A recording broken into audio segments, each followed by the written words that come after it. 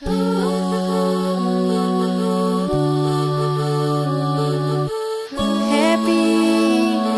santri, jadi anak tuh jangan bersedih, jangan ngelawan orang tua. Seharusnya kita bisa jadi mandiri, bahagiain ayah bunda. Bismillahirrahmanirrahim. Assalamualaikum warahmatullahi wabarakatuh. Waalaikumsalam warahmatullahi wabarakatuh. Alhamdulillahirrabbilalamin. Segala puji bagi Allah, Tuhan seluruh sekalian alam. Salam dan salam selalu tersanjung pada junjungan kita Nabi Agung Muhammad sallallahu alaihi wasallam. Alhamdulillah atas izin Allah kita pada kesempatan siang kali ini bisa kembali lagi Ustaz Wahyu pada acara podcast MBS TV. Khusus untuk acara hari ini kita akan menghadirkan narasumber. Ya, tadi saya sedikit menyebut nama beliau. Namanya adalah Ustaz Wahyu Hidayat SPDSI. Siapa beliau? Beliau adalah untuk tahun ini beliau diamanai sebagai Ketua PSB, Penerimaan Santri Baru, Siswa Baru Pondok Pesantren MBS. Mungkin Ustaz Wahyu bisa mengenalkan diri. Silakan. Oke. Untuk alhamdulillah ya. Assalamualaikum warahmatullahi wabarakatuh. Waalaikumsalam warahmatullahi wabarakatuh. Saya formal sekali ya Ustaz Nur ya. Saya Ustadz Wahyu Hidayat. Kebetulan untuk tahun ini kita atau kami diamanai di PSB ya, Penerimaan Santri Baru, yang insya Allah untuk santri tahun ajaran 2022-2023. Kemudian untuk santri baru ini kita sudah buka mulai tanggal 1 Agustus sampai 4 November dan nanti untuk tesnya itu sudah bisa dilaksanakan untuk gelombang 1 tanggal 7 November. Berikut nanti juga untuk pelaksanaan atau pengumumannya 4 hari setelahnya tanggal 11 juga sudah ada pengumuman seperti itu untuk itu informasi awalnya informasinya. Jadi gelombang 1 sudah bisa untuk tahun ajaran depan sudah bisa mulai mendaftarkan seperti itu. Iya, ini ngomong-ngomong atau ngobrol awal ya Ustaz Wahyu. Iya.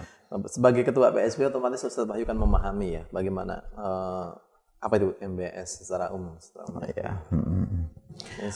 Oh iya. MBS sendiri adalah Pondok Pesantren Muhammadiyah yang terbesar ya se-Indonesia. Alhamdulillah ya, ini dengan pertolongan Allah dengan jumlah santri kita atau jumlah siswa kita itu sudah di angka 2.500. Jadi alhamdulillah kita perlu bersyukur ya kepada Allah atas pertolongan Allah dan semua pihak yang terkait ya yang bisa membawa MBS dari kita tahun ke-13 kita ya bisa luar biasa sampai sekarang ini kita bisa menjadi Pondok Pesantren Muhammadiyah terbesar di seluruh Indonesia seperti itu. Dan kita berdiri untuk 2008 ya, tahun 2008 bulannya 20 Januari 2008 gitu. Kategori masih sangat muda ya saya. Sangat muda. Sangat muda, tapi karena semangat mudanya itu. Ya, di bawah Sweet 17 Ustaz Nur. Kalau remaja kan Sweet 17 ya, kalau ini sudah di bawah, masih di bawah Sweet 17. 17 ada perayaan mungkin ya. Seperti itu. Oke. Iya, MBS itu mencantumkan atau menuliskan istilahnya namanya pondok pesantren modern. Mungkin Ustaz Wahyu bisa sedikit nyeritakan itu konsepnya seperti apa kan? Pondok Pesantren Muhammadiyah MBS ya, Pondok Pesantren Modern ini ya, berdiri itu kan dari awal dulu ketika gempa di Prambanan tahun 2000. Yogyakarta itu. Betul. Itu kan cikal bakalnya memang dari SMP Muhammadiyah 1 Prambanan yang hancur.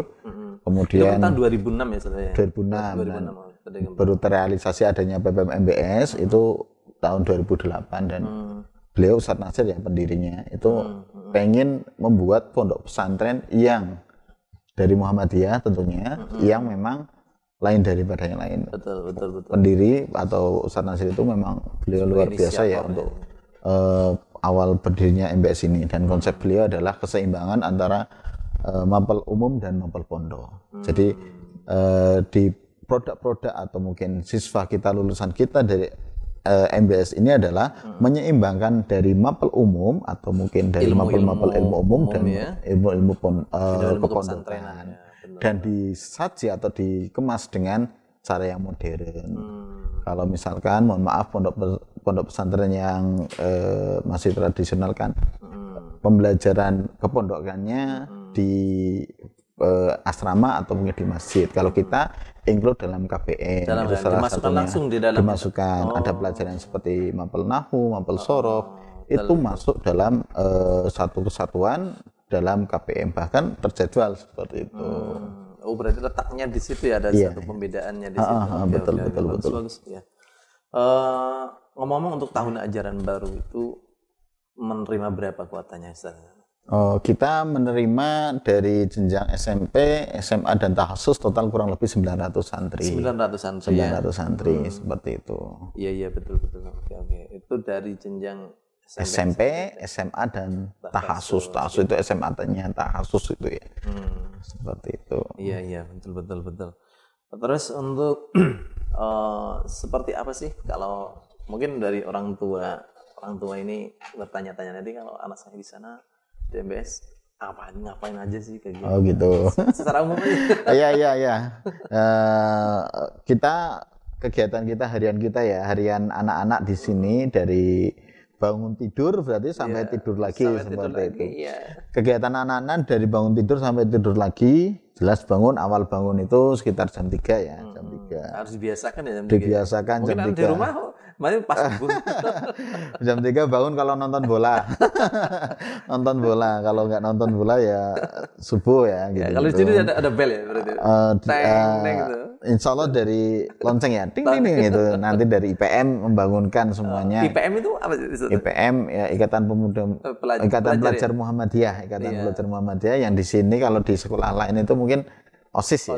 Kalau di sekolah umum OSIS, kita IPM. IPM itu kerjanya atau mungkin membidanginya bukan hanya di sekolah saja, tapi juga di pondok. Jadi luar biasa IPM kita ini. Salah satu keberhasilan dari pembelajaran di pondok pesantren, salah satunya memang dari IPM itu sendiri, selain dari ustadz dan ustazah dan juga pembina seperti itu. Jam 3 udah bangun ya mereka ya? Jam 3 bangun, kemudian kalau hari Senin dan Kamis disiapkan juga untuk sahur. Karena hari Senin dan Kamis itu puasa sunnah di MBS diwajibkan. Puasa sunnah diwajibkan gitu ya. Sunnah yang diwajibkan di MBS ya. Kemudian sholat subuh berjamaah, setelah itu ada tahsin dan tahfidz. Setelah selesai nanti persiapan mandi, kemudian sarapan pagi, 6:30 harus sudah masuk kelas. Kemudian untuk mempersiapkan bahasa, ini ada mufradat dan vocab ya, untuk bahasa Inggris vocabulary sama mufradatnya. Jam 6:30 baik diisi oleh pembina ataupun nanti ada dari IPM. Kemudian jam 7 sampai jam 3 itu sudah KPM ya. KPM di sela-sela nanti jam istirahat siang jam 12 sampai jam 1 juga ada istirahat, makan siang, sholat zuhur dan sebagainya. Kemudian nanti masih berlanjut sampai jam 3, sholat asar, selesai sholat asar ada ekstra. Ekstranya bermacam-macam, tapi yang diwajibkan ada 2, yaitu ekstra HW, Hizbul Waton, ya. Kepanduannya Muhammadiyah. Kalau di sekolah umum pramuka ya. Itu ekstra wajib ya. Ekstra wajib. Ya, benar. Kemudian ada TS Tapak Suci. Tapak Suci ya punyanya Muhammadiyah untuk bela dirinya Muhammadiyah. Tapak Suci itu diwajibkan 2 itu. Ada yang nggak wajib juga? Mungkin ada pilihan. Ada banyak ya, ada tatap muka, ada robotik dulu pernah ada ya, terus ada karya ilmiah juga ada, kemudian ada olahraga seperti sepak bola, futsal, basket dan sebagainya juga ada. Kalau nggak salah dulu pernah di list ada berapa 30-an ekstra selain itu. Nanti bisa milih, selain yang wajib bisa memilih ekstra yang diinginkan seperti itu. Luar biasa. Terus habis itu? Setelah itu Setelah ekstra dilakukan itu jam 5 sore itu harus sudah siap, sudah mandi dan sebagainya. Setelah ekstra itu sudah siap sholat maghrib. Setelah sholat maghrib ada kajian kitab kuning seperti Riyadhus Shalihin ya sampai Isya. Kemudian setelah Isya makan malam. Kemudian makan malam, setelah itu belajar malam. Mungkin ada yang bimbel, ada yang belajar dengan temannya, mengerjakan tugas atau mungkin hafalan PR atau dan sebagainya dikerjakan waktu-waktu iya, itu ya. dalam waktu habis Isya sampai jam 9:30. Setelah 9:30 doa bersama. Nanti setelah doa bersama ada berpiket ya, nanti muter piket dari anak-anak tersebut dijadwalkan untuk membersihkan lingkungan asrama sebelum tidur. Setelah itu tidur, kemudian tidur, setelah bangun jam 3 seperti itu terus. Terus ya. Rutinan. Ya seperti itu pemirsa, memang rutinitas pondok. Tapi suatu saat nanti kita akan hadirkan juga nih dari Kema'adan mungkin ya. Iya, agar lebih detail. Lebih detail. Karena di Kema'adan itu 24 jam. Ya, 24 jam mengawasi anak-anak. Jadi putra-putri Bapak Ibu semuanya kalau di pesantren memang seperti itu polanya. Ya. Menjadikan anak mandiri dan sebagainya. Itu luar biasa. Tapi syarat dengan keilmuan dan dengan nilai ruh ilahiyah di situ. Itu belajar prihatin. Bahasanya seperti itu. Betul sekali. Oke sekali. Sebenarnya memang ada ciri khas ya di pondok pesantren MBS, salah satunya bahasanya dan sebagainya. Mungkin ya bahasa. Iya. Pondok pesantren MBS itu memberlakukan yang kita kuatkan adalah 2 bahasa.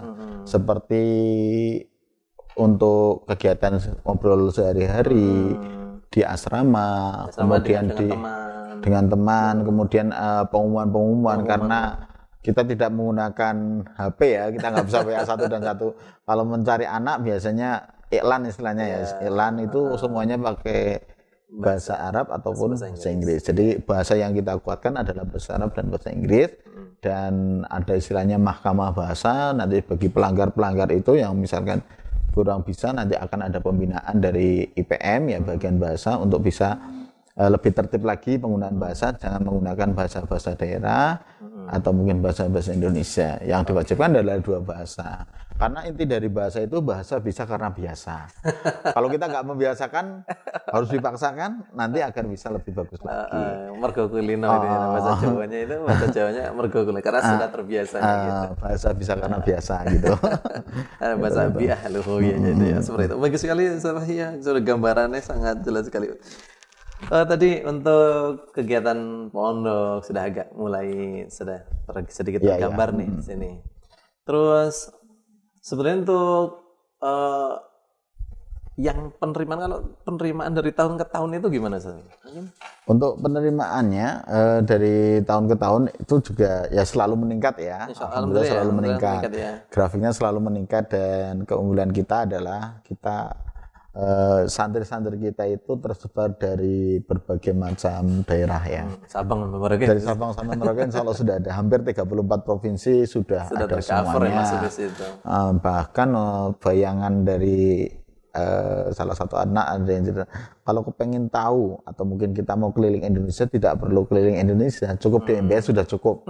Kita bisa tahu daerah ini budayanya seperti apa, cara ngomongnya seperti apa, kebiasaannya seperti apa. Jadi tidak perlu jalan-jalan ke sini memakan waktu. Karena di situ sudah di sini ada di sini juga dari Aceh, dari mana saja ya. Semuanya ada di sini. Sampai Papua. Dari Papua ada. Oh kalau orang Kalimantan kayak gini ya. Oh kalau orang Sulawesi seperti ini. Jadi kelilingnya Indonesia yang paling mudah ya jadi santri MBS seperti itu. Jadi tahu budayanya Ustaz Nur. Oke. Luar biasa ya. Dari berbagai santrinya beragam sekali. Terus ini misalkan ya ini sebagai wali atau calon ya, seorang calon wali santri atau orang tua nih, saya kalau pengen masukin anak saya ke MBS itu apa sih yang harus saya lakukan dulu Ustaz? Oh ya. Khususnya kondisi kayak gini kan kadang repot. Kesulitan ya. Kita ngobrol saja dibatasi, harus jaga jarak gitu ya. Dan jaga jarak kita ya. Tapi kan kira-kira di ruangan jadi. Di ruangan insya Allah aman ya. Aman ya. Untuk pendaftaran baik kalau menginginkan masuk MBS kita semuanya jalurnya online, baik nanti pendaftarannya atau mungkin nanti ada untuk tesnya, baik wawancara ataupun tes tertulis itu semuanya masih online ya, masih online ya. Nanti bisa diakses online ya lewat alamat https psbmbs.schi.id. Nanti bisa diakses di situ. Kemudian di situ ada formulir dan lain sebagainya. Nanti juga ada biaya untuk pendaftarannya nominal sebesar 200.000. Nanti juga di situ ada CP yang bisa dihubungi jika mengalami kesulitan. Insya Allah informatif sekali di situ. Sebelum mengisi formulir dan lain sebagainya itu juga ada panduannya. Baik nanti dari jalur reguler ataupun non reguler, ada prestasi maupun non prestasi, atau jalur biasa. Itu semuanya sudah ada panduannya di situ. Dibaca dengan cermat. Kemudian misalkan ada kesulitan pun masih ada CP yang bisa dihubungi untuk bisa dibantu diarahkan untuk bisa lebih baik lagi. Ada kesulitan kita bantu seperti itu. Oh gitu, iya betul. Kita bisa melihat profil-profilnya di situ juga bisa kita. Bisa kita ada lihat. Profil ada ya. Video dan ada. Nanti untuk video-video yang untuk PSB MBS ada di YouTube kita ya, YouTube. Milik MBS. Banyak klik aja MBS gitu ya. MBS TV. Banyak kegiatan-kegiatan anak. Dari mulai kegiatan seperti dakwah santri atau mungkin dari kegiatan MBS TV yang lainnya yang baik di kelas maupun di luar kelas, ada juga mungkin seperti bedah buku juga ada ya. Kita banyak di situ banyak ya intinya. Kalau pengen belum tahu banyak bisa cari di situ ya. Dicari di YouTube gitu aja. IG juga ada ya. IG Facebook. MBS TV itu ya. MBS Jogja kalau di IG-nya. Kalau MBS TV itu di YouTube-nya. YouTube-nya MBS TV. Iya. Betul. Oke. Secara mungkin Ustaz Wahyu bisa sedikit nggambarin nih tentang profil lulusan, saat lulusan pada melanjutkan kemana nih setelah jadi santri MBS gitu. Ya. Lulusan kita dari angkatan 1 sampai sekarang itu tersebar di sini juga alumni kita, lulusan kita itu banyak ada yang ngambil umum banyak, dokter bahkan sudah koas ini juga ada, yang dari mapel syar'i juga ada, bahkan kalau dirangkum lulusan kita itu sudah melanjutkan di 4 benua berbeda. 4 benua, ada di Asia, ada yang di Malaysia, Indonesia sendiri ya. Kan di Asia ada di Arab Saudi juga ada, di Madinah. Kemudian di benua Afrika ada di Sudan ya. Al-Azhar, Maroko, Libya. Kemudian ada di Eropa, Turki ya. Ada Turki, Eropa ya. Australia juga ada ya. Di Australia juga ada. Yang belum mungkin di Amerika ya. Di Amerika belum, nanti kalau sudah lengkap semuanya. Kalau Antartika sudah bukan benua lagi berarti bukan bukan. Jadi ada 4 benua yang lulusan kita sudah melanjutkan di ya alhamdulillah ya. Ini juga keinginan anak-anak memang. Katanya kemarin terbaru itu yang banyak diterima di Timur Tengah ya kemarin. Iya, Timur Tengah ada di Sudan sama di Al-Azhar seperti itu. Satu di Maroko. Maroko juga ada ya. Maroko, ya. Ketua IPM kita Mas Jundi kalau nggak salah itu di Maroko mantan kita. Ketua IPM-nya sini ya. Mantan ketua IPM kita. Luar biasa. Profil lulusannya tetap insya Allah lah juga secara serius bahasa dan sebagainya, membekali putra putri menjadi generasi yang terbaik kita. Oke, tadi kita udah sampai itu ya, sudah sampai masuk linknya, terus mungkin anak saya itu harus ngapain sih, bisa misalkan harus saya bekali apa ini biar bisa lulus. Oh, bisa masuk ya. Oh iya. Ya kan sebagai orang tua kali kan ini harus saya. Biasanya apa saja yang disiapkan ketika ujian itu ya. Betul itu. Ya, kita ada untuk semua jenjang baik SMP, SMA dan tahasus itu ada tes tulis ya. Nanti tulis kalau misalnya SMP ada matematika dan PAI, kemudian tes wawancara, kemudian tes wawancara, tes tulis sama ya itu ya, 2 itu. Kemudian yang jenjang SMP ke SMA atau mungkin SMP ke tahasus itu ada tes tulis juga ya, tes tulis. Kemudian tes wawancara juga ada.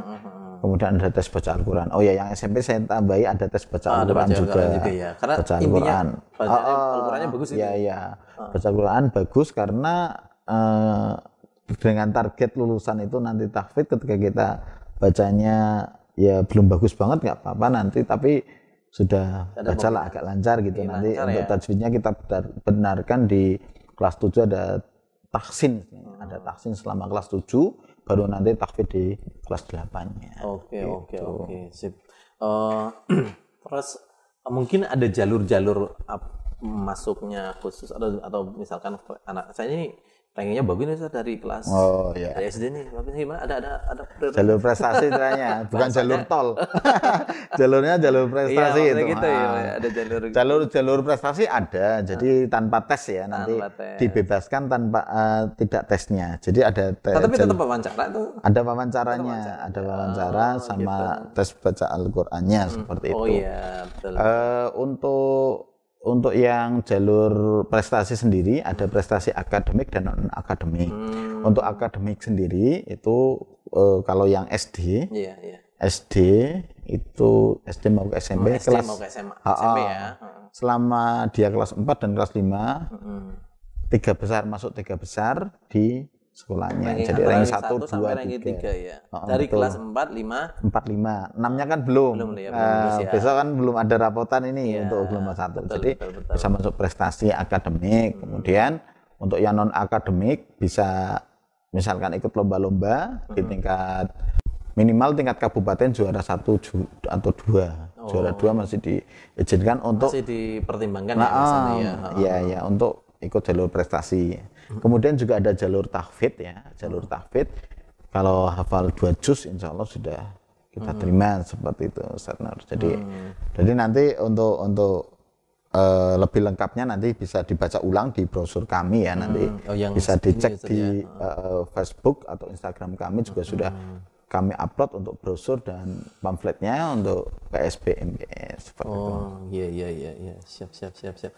Oh, itu ya. Berarti kita sudah sedikit ada gambaran nih bagaimana tesnya. Iya. Terus mungkin syarat yang terpenting seperti bisa nanti sambil kita baca-baca di alamat itunya ya. Betul. Yang dari Ustaz Wahyu sampaikan. Oke.